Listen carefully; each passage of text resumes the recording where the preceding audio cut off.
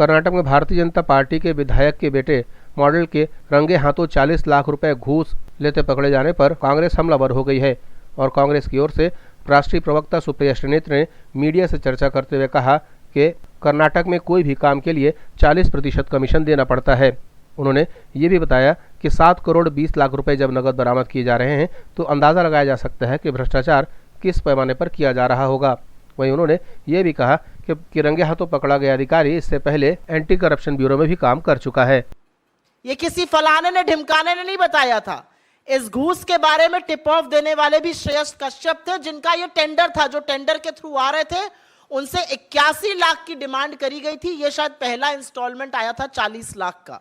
लेकिन बात 40 लाख पे नहीं टिकती है, क्योंकि पिछले 24 घंटे में एमएलए साहब के लड़के, उनके घर, उनके सहयोगियों के यहां से करीब 7 करोड़ 20 लाख रुपए बरामद किए जा चुके हैं अभी तक।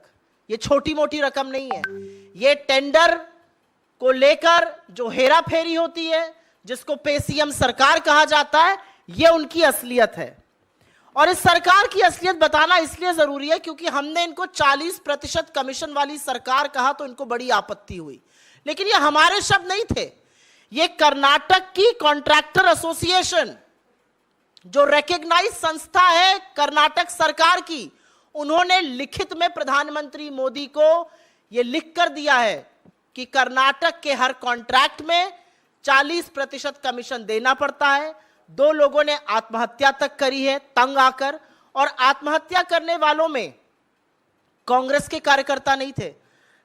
आपको याद होगा संतोष पाटिल जी का नाम, बड़े कमिटेड भाजपा के कार्यकर्ता थे। उन्होंने कुछ काम किया, उनसे भी 40% कमीशन वसूल किया गया। उन्होंने भी प्रधानमंत्री को चिट्ठी लिखी और अंततोगत्वा उन्होंने खुदकुशी कर ली।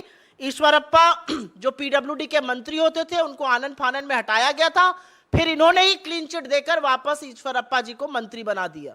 यह असलियत है सरकार की 40%। ब्यूरो रिपोर्ट, जनता से रिश्ता।